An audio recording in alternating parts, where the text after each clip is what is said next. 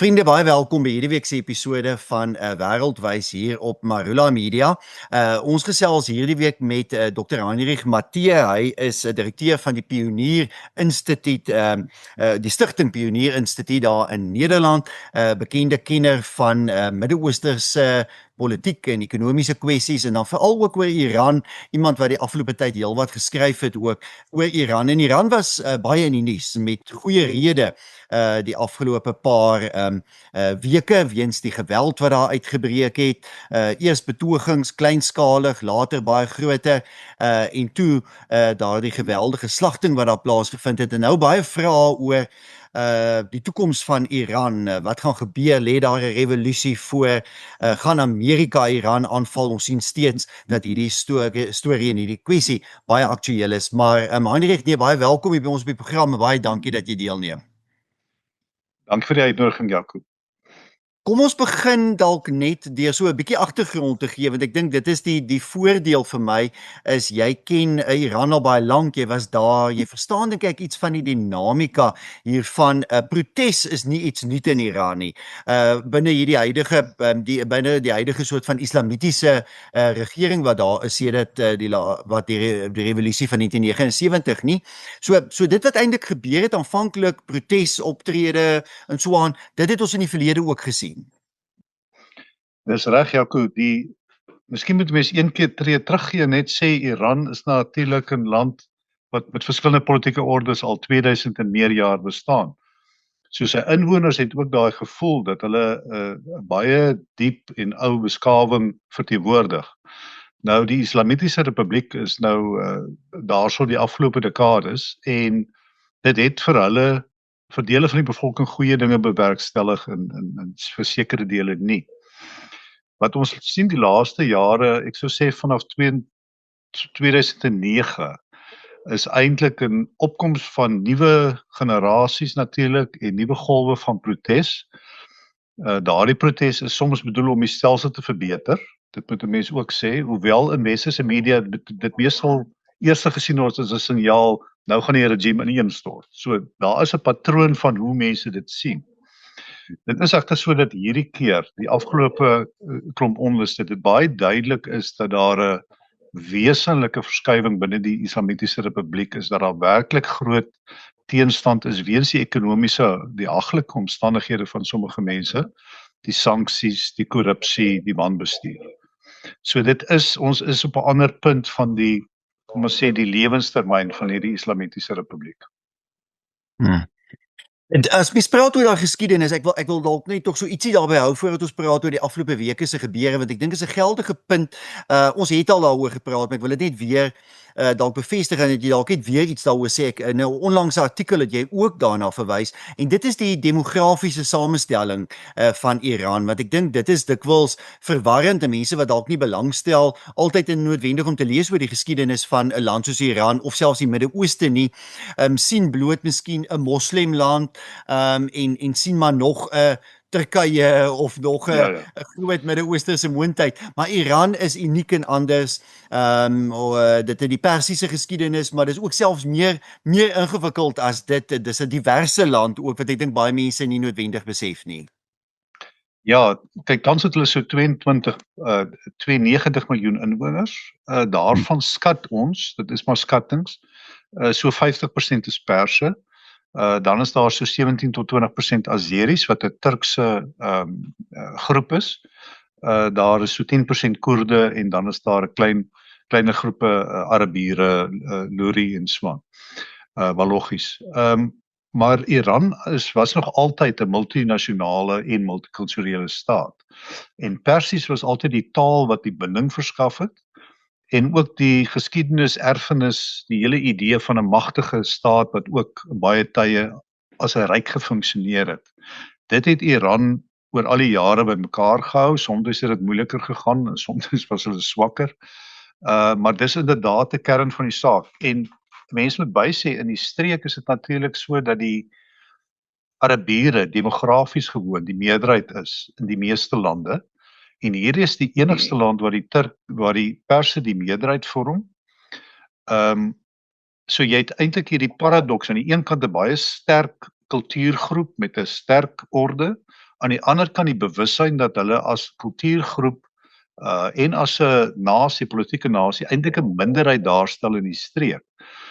So alles wat Afrikaners sê maar weet van minderheidsgroepe en die gevoelens daarvan, kan jy vir 'n deel ook vertaal na hoe Iran sy posisie in die streek sien. Aan die een kant magtig, aan die ander kant kwesbaar. Ja. Ja, en dan kom 'n mens nou eintlik by die meer onlangse geskiedenis, die revolusie in 79 en alles daarna, en die feit dat daar 'n streng islamitiese regering met die Ayatollah is en alles wat daarmee saamval. Maar jou argument is, en ek vind dit regtig fascinerend, want 'n mens kan dit ook sien aan die hand van byvoorbeeld deelname aan onlangse verkiesings en al die soort van dinge, dat noem dit nou maar die regime van Iran, die magshebbers, dat hulle steunbasis eintlik al hoe kleiner word. Verstaan ek jou argument korrek? Dis reg. Kyk, in die Midde-Ooste kan 'n regime op verskillende maniere sy gesag en sy legitimiteit handhaaf en bou. En een manier is natuurlik gewoon ekonomiese voorspoed vir sy bevolking. Daardie opsie het die afgelope jare verskriklik verswak weens sanksies, maar ook weens interne wanbestuur en korrupsie. So ons het hierdie geweldige, inflasie van 40%, maar eintlik die reël wat werklik swak is teenoor die dollar. Maar daai ekonomiese basis is dus eintlik weg. Dan kon hulle altyd terugval op maar ons het 'n islamitiese stelsel vir julle gebring, maar nuwe generasies vind minder aanklank daarby. So ook daardie Islam as 'n vorm van legitimiteit en gesag is vir so 15 tot 20% van die bevolking nog in goeie rede. En dan is daar veiligheid. Dis 'n woelige streek, Irak lê langs aan, hulle het die vernietiging daar gesien, hulle het die burgeroorlog in Sirië gesien, hulle het Jemen se uitmekaar val gesien. En dis 'n bevolking wat polities nie dom is nie en hulle weet dat die regime al hou hulle nie van die regime. Die regime is hulle beskermer. Maar daardie argument het in die oorlog verlede jaar teen Israel in Junie en natuurlik die VS ook daaraan deelgeneem. Daardie argument is basies, opgeblaas. So die regime, en dit is 'n verskil. Ons kyk nou na vandag vanuit die westerse media dat dit 'n groot krisis is, maar die regime weet al van Junie af dat daar nie eintlik 'n skietstilstand is nie, dat daar eintlik kom ons sê net so 'n bietjie van 'n ruspose is in 'n oorlog wat volgens hulle reeds verlede jaar begin het.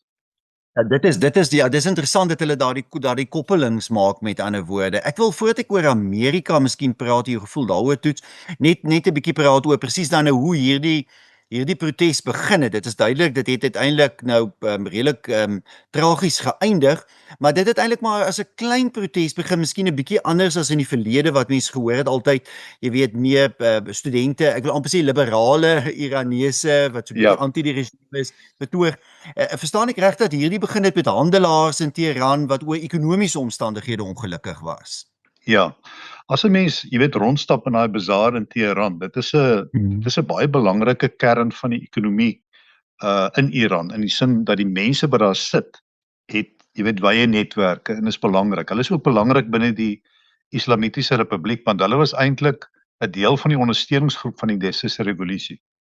So die regime kyk altyd baie nougeset na wat gebeur in daardie bazaar by die handelaars. En ook hierdie handelaars is gewoond daaraan om te protesteer om die regime, kom ons sê, om hulle eise aan die regime mee te deel en iets terug te ontvang. Dit wil sê nie om die republiek omver te werk nie. So hulle het met groot besware natuurlik na vore gekom toe die riaal sy waarde verloor en dit dadelik op hulle besigheid 'n impak gehad het. Maar baie skielik, baie vinnig het daardie protes eintlik uitgekring en ander sake het na vore gekom. En daardie ander sake het ook veroorsaak dat die protes baie vinnig geradikaliseer het en gewelddadig geword het. Ek was in 2009 tydens die protes in Teheran en ek het daar rondgeloop en maar versigtig gewees want daar het 'n klomp westelinge gearresteer. Maar ek het genoeg inligting gekry daar dat vir my duidelik was die mense protesteer maar hulle wil 'n sagte vorm van 'n islamitiese republiek daar hê. En daar was nie soveel geweld deur die demonstreerders gepleeg nie. Hierdie keer weet ons van mense wat moskeeë afgebrand het. Daar's omtrent 200 veiligheidsmense gedood, so dis met wapens. Dit het baie vinnig gebeur. Daai 200 is binne enkele dae gedood. So vir die regime was hierdie protes, hulle het hom 'n kans gegee aan die begin. Hulle het selfs gesê die president, Masoud Pezeshkian het gesê maar dis legitieme gruwe hierdie van die handelaars. Maar baie vinnig het hulle gesê nee. Hierdie lyk nou meer soos 'n samekoms van buitelandse druk en binnelandse opstand wat aangespoor word. En uit hulle oogpunt het hulle toe gesê wel ons moet baie vinnig demonstreer dat ons baie hard enige teenstand gaan afslaan, gaan wegslaan. En die gevolg is natuurlik bloedig en werklik skokkend vir baie mense binne Iran. Ons ken nog nie die presiese getalle nie want die internet word nog dikwels afgesluit. Maar dit is definitief in die duisende en miskien in die 10.000. Ja. Ja, daar's baie verskillende verslae, maar dis duidelik een van die bloedigste insidente in 'n lang tyd in Iran. Ek dink my volgende vraag is bloot wat nou? Mens probeer jouself nou indink weer eens soos jy genoem het, dis 'n groot land met 'n groot bevolking met gesofistikeerde bevolking, maar mens kan net dink as daar so 'n protes nou was, die internet is al vir hoe lank afgesluit, dat dit moet tans waarskynlik heelwat uitdagings bied, ekonomiese en ander uitdagings bied vir Iran en vir die gewone Iranese. Ja, die ekonomiese rampspoed wil ek amper sê. Jy weet wat 'n konkoksie is van die sanksies wat ek oor jare kon sien hoe dit vreet aan daardie ekonomie. Want die ekonomie het groot potensiaal, maar ook die korrupsie en die wanbestuur. Dit saam beteken dat ons gaan nie vinnig hierdie stelsel sien verbeter nie. Die opsies van die regime is beperk want hy het eintlik sy legitimiteit hy sy krag getoon, maar sy legitimiteit is aangetast, sy gesag is aangetast. En sy afskrikkingsvermoë na buitentoe is aangetast. So sy aanspraak dat hy is die beskermer is verswak. Goeie opsies sien ek nou nie gou nie. Ons kan later miskien oor die veiligheidsdeel praat, maar die Iranse bevolking, ek twyfel of daar groot opstande wyd versprei en vinnig gaan gebeur, want ek dink baie van hulle het die boodskap gekry dat hoe die regime gaan optree, hy sal absoluut skiet. En ons moet bysê dat daar is nie eintlik 'n interne oppositie tot dusver wat buite die tronke is. Jy weet, hulle is in die tronke, daar's 'n paar van hulle. Maar as mens kyk na die politieke oppositie in die diaspora, die monargiste en die ander faksies wat daar is, dan kan 'n mens sien hulle het nie 'n goeie program wat wil hulle doen nie. Hulle vertoon alle trekke dat byvoorbeeld as die Reza Pahlavi sou teruggaan dat dit ook maar autokrasie sal wees. Jy weet, al die besluitneming in sy programme is in hom gesentraliseer. En die FSA en ander magte, dis die probleem dat jy weet wat kom na Khamenei, wat kom na die Islamitiese Republiek? Daar is nie 'n oppositiebeweging wat georganiseer is nie. En trouens, hulle het so 2-3 jaar terug probeer by Georgetown, dink ek was dit jy weet 'n eenheidsfront vorm, al totaal verdeel. En as jy nou hulle sosiale media kyk, hulle is so onder mekaar. Jy weet as jy byvoorbeeld nie met hulle saamstem nie, dan sal ons sal vir jou opkap dat die pinkie sal die grootste deel van jou wees wat oorbly. Of daar staan so oproep gemaak deur 'n prominente monargus in die buiteland dat Narges Mohammed wat Vredespryswenner, Nobelpryswenner is, dat omdat sy sê sy is teen 'n oorlog teen Iran, dis Iranees, dat sy die doodstraf verdien. So, jy weet waarmee gaan jy die regime vervang? Dit is wat verskriklik onduidelik is vir almal buite Iran. Ja, ek vraag oor buitelandse invloed. Ons weet wat was buitelandse invloed in die 50s gewees en daarna die Britte en die Amerikaners. En Amerika, ek dink Donald Trump het verlede jaar baie duidelik, dit was my afleiding, besef dat daar 'n grense moet wees aan Amerikaanse teenwoordigheid. Waarskynlik het hy onder druk verkeer van Benjamin Netanyahu en Israel om betrokke te geraak, maar tog besluit om 'n baie beperkte rol daar te speel. En nou is ons onseker oor wat volgende is. Vroeër hierdie week het Trump nou weer gedreig. Hy sê daar's nog vlootskepe onderweg na die streek. En interessant, hy fokus nou, en dit is my tog bietjie van 'n klemverskywing, weer terug op die kernooreenkoms. Dit is waarna Trump Ja, verwys. Met waarheid is hy eintlik, as ek nou vir Trump lees, dan sê hy wel as julle nou moet ons gaan onderhandel oor 'n kernooreenkoms, dan sal ons julle nie aanval nie. Ek weet nie of ja. dit ook hoe jy dit lees nie. Kyk, jy is heeltemal reg oor die klemverskywing, want sy kyk ons moet maar deesdae Truth Social dophou vir hoe die beleid lyk, maar die twee daar was aanvanklik ons kom julle help, naamlik die protesteerders. Nou is daardie binne 2 weke is dit 'n totale ander alibi of boodskap wat gestuur word. En ons is inderdaad terug by die kernverdrag. Die probleem is egter dat Iran sien dit lankal nie meer so nie, want hulle sê wel, ons was besig met die 5de sessie van onderhandeling oor die kernverdrag, toe jy jou bomwerpers gestuur het om ons kernprogram te kom bombardeer. So daar's geen vertroue dat dit eintlik is waaroor dit gaan nie. Die volgende eis wat die Amerikaners en ander stel is natuurlik dat die ballistiese missielprogram jy weet ingekort moet word en dan minder skade aan Israel kan aanrig. En al wat die Iranese dink is ja, nou goed, as ons wapens en ons bedingingsmag weg is, dan gaan julle ons as 'n baie kwesbare teiken aanval. So ongeag wat mense sê, die vertroue is weg. Die regime sien dit as 'n eksistensiële saak wat nie verlede jaar die geval was nie. En die opsies van almal betrokke, van Iran en van die VSA hier, daar's nie een maklike opsie nie. Interessant, want dit skep eintlik 'n scenario waar daar nie 'n baie duidelike pad na die een kant of die ander kant is nie. Dis byna onmoontlik om te voorspel hoe hierdie situasie gaan uitspeel. En wat vir my rondom Iran opvallend is, daar's ook nie 'n maklike en logiese tussenganger nie. As jy nou moet onderhandel met die Palestynë, dan het Qatar byvoorbeeld daardie rol gespeel. Dit het ons verlede jaar gesien en so kan jy in baie gevalle sê, maar daar's nie 'n baie maklike en logiese tussenganger as jy sê dat die weste in Amerika nou met Iran moet onderhandel of ten minste moet probeer om daardie vertrouensverhouding te herstel nie. So is 'n logiese miskien nou bespiegel mense 'n bietjie 'n logiese scenario miskien ten minste vir die volgende paar maande en dalk selfs vir die res van Trump se termyn van nog 3 jaar 'n mate van 'n instandhouding van die huidige kat-en-muis speletjie omtrent wat daar nou maar so 'n bietjie tussen Iran en die weste eintlik nog al vir 'n paar jaar heers. Ek dink ons sit in 'n nuwe fase. Ek dink die Amerikaners het nie byvoorbeeld toe die protes begin het, die militêre vermoëns in die golf self gehad om direk druk uit te oefen nie. Daarom sal jy sien op die aand van 14 Januarie het dit eintlik gelyk asof Trump wil aanval, maar selfs Israel het vir hom gesê, man nee, ons sal nie die gevolge kan hanteer nie.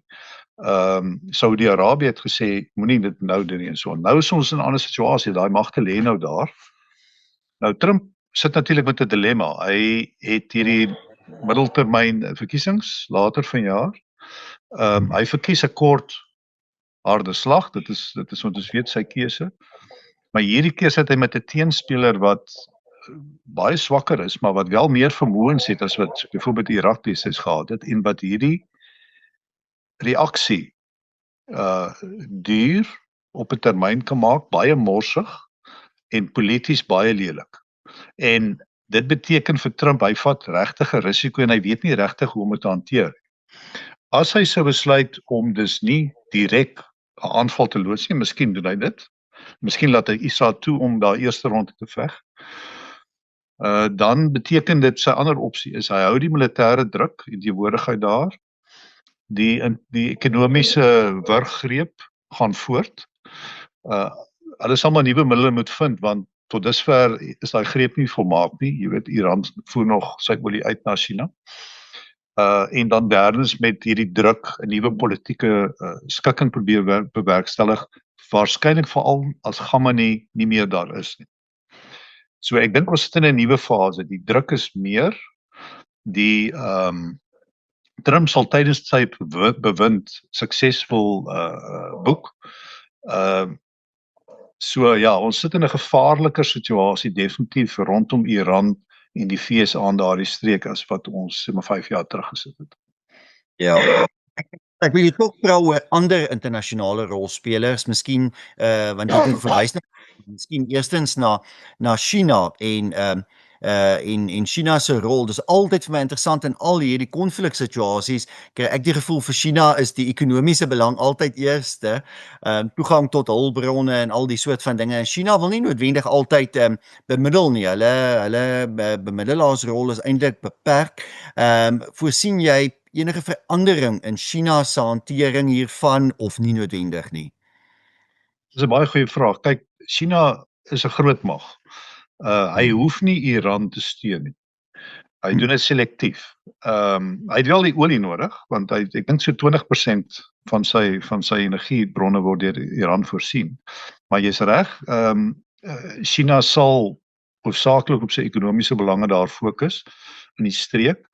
Wat ons gesien het so 2 jaar terug was dat China 'n rol gespeel het natuurlik om Saudi-Arabië en die Arabiese Emirate en Iran wat eintlik beskou word as hulle hoof moontlike teenstander almal bymekaar te bring.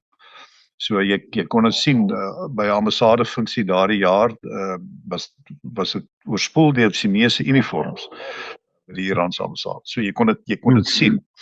Maar China sal mooi kyk. Hy sal 'n versigtige rol probeer speel. Ek dink wel die kans dat van die streekmagte of dit Turkye is of Saudi-Arabië is of Qatar.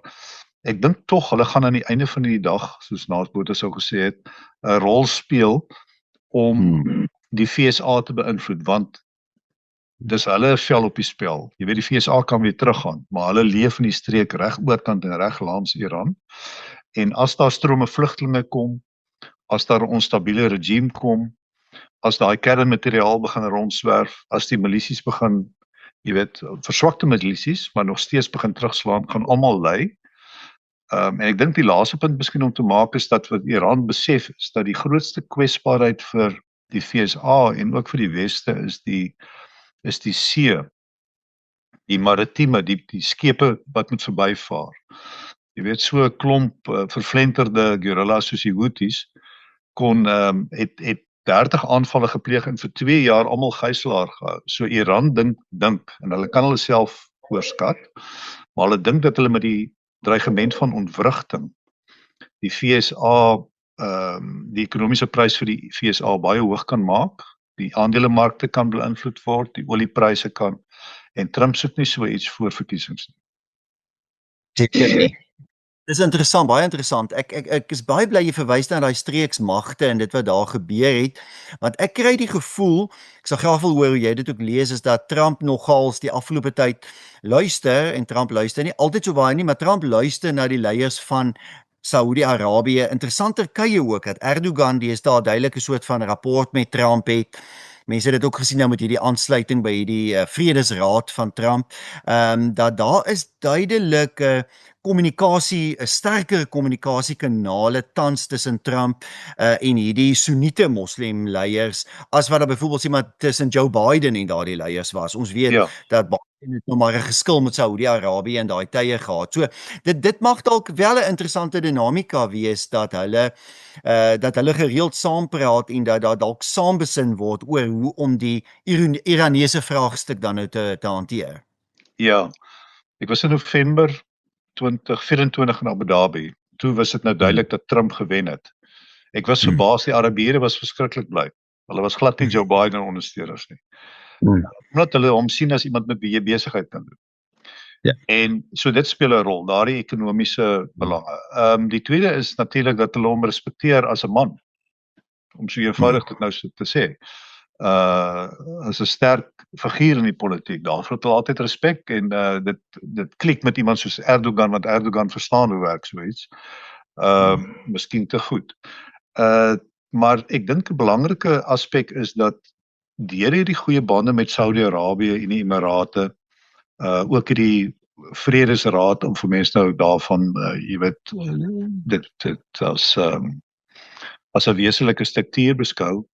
Ek bedoel die president, meneer Trump het daar geslaag om die sogenaamde globale suide en BRICS totaal te verdeel. Ek bedoel ek weet nie wat Suid-Afrika se diplomate hiermee gemaak nie, maar BRICS is nie meer BRICS soos wat hy voor hierdie oefening was nie. So minstens wat die golf en die Midde-Ooste aanbetref, het Trump dus ekonomies, persoonlik en ek dink ook geopolities, staan hy in 'n ander posisie as wat hy, jy weet, as wat ons gedink het Amerika gaan staan onder Biden. Jy het vroeër ook 'n opmerking gemaak rondom veiligheid in die streek en dis 'n streek wat nou baie oorloë ken en as mens byvoorbeeld na Erdogan luister, dan praat hy dikwels oor die gevolg van die Syriese burgeroorlog, jy weet, en die gevolge wat dit vir Turkye ook ingehou het, maar selfs ook die Irak-oorlog.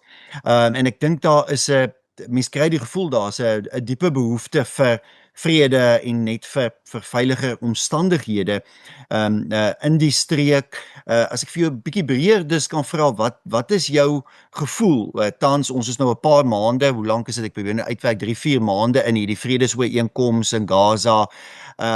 Dit lyk of die Houthis 'n bietjie verslaan is tot 'n mate ten minste.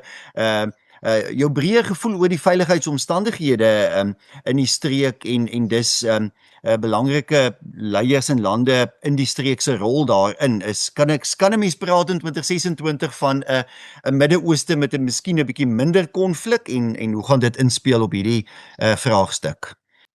Jaco, dis 'n goeie vraag en dis natuurlik nie sommer een wat 'n mens so vinnig, jy weet, omdat dit is 'n komplekse gebied. Maar wat ek wel sê is alle vrede in die Midde-Ooste berus op pleisters. 'n Pleister kan jy verwyder. So ek is baie skepties om te sê dat die stabiliteit sal hou. Wat ek wel sal bysê is ons sien dat in Israel se gedrag, dis onduidelik of dit meneer Netanyahu is, jy weet, wat onder politieke druk is en jy weet hy het 'n strafsaak teen hom vir korrupsie en so en hy het allerlei uitdagings. En of dit hy is en of dit werklik die Israeliese regering is en of dit werklik die staat is wat nou voel dat Israel is die sterkste streeksmag by verre. Iran wat altyd die tweede sterkste streekmag is, wat is nou in 'n veel swakker situasie na die Junie-oorlog. Is dit nou die kans vir Israel om Iran nog verder af te druk, miskien te laat verdeel?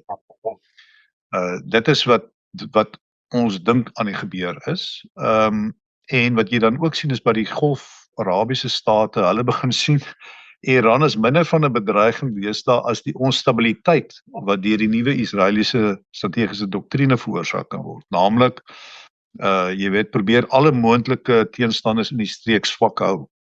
En as dit geweld benodig, dan doen ons dit. So, ek dink dis pleisters. Die groot veranderlike wat almal dophou is wat Israel gaan doen met sy nuwe strategiese doktrine. Probleem is as hulle dit verkeerd speel in die geval van Iran, sit ons regtig met 'n streek waar pleisters nie baie gaan help. Baie interessant. Ja, dis veelzeggend en ons weet nie of daar dalk 'n vroeë verkiesing gaan kom of wat moontlik kan voorlê met Israel nie. So dit is 'n vloeibare situasie, is baie onvoorspelbaar. Ter afsluiting, is daar iets wat jy nog wil sê miskien oor Iran wat 'n mens miskien moet dophou as 'n mens die nuus volg en so aan? Wat is jou breë afsluiting miskien op oor hierdie gesprek terug dalk by Iran? Ja, Iran staan voor 'n kruispunt. Jy weet, na meneer Khamenei wat in sy 70ste lewensjaar is, kan daar 'n Islamitiese republiek wees wat beheer word deur meer militêre figuur, neergestel om die herstel van ekonomiese bande, maar baie assertief. Dit is duidelik dat die republiek verskuif van islamisme na nasionalisme as 'n sterker deel van sy legitimiteit. En dan wil ek maar net sê, Iran bestaan al honderde jare, sy kulturele erfenis is baie sterk, mense dra dit oor ongeag wat met die politiek gebeur. En dis waarskynlik die grootste faktor wat ons misvat wanneer ons daarna kyk, is die veerkrag en die kulturele oorlewingsdrang van die mense van Iran. En dit sal in enige orde sy merk maak in 'n streek wat hulle nog altyd dink hulle behoort 'n streekmag te wees. Baie interessant. Ja, ek dink ons gaan later in die jaar sekerlik weer hieroor gesels. Ek dink dit is Dit is 'n saak wat verseker nie verby is nie. Die besluite van die Amerikaanse president Donald Trump is onmoontlik om te voorspel en ek dink dit gaan waarskynlik vir nou oor die kort termyn 'n redelike invloed hierop hê. Maar nee, baie dankie Dr. Heinrich Matthee daar uit Nederland. Dat jy vandag deelgeneem het ook aan ons kykers en luisteraars waar jy ook al kyk op YouTube, op Spotify. Al die ander plekke waar jy potsendings luister, lewer asseblief gerus vir ons kommentaar. Ons sal bietjie daarna kyk en dan sal ons volgende week weer saamgesels. Baie dankie en ek groet julle dan tot volgende week. Totsiens. Totsiens.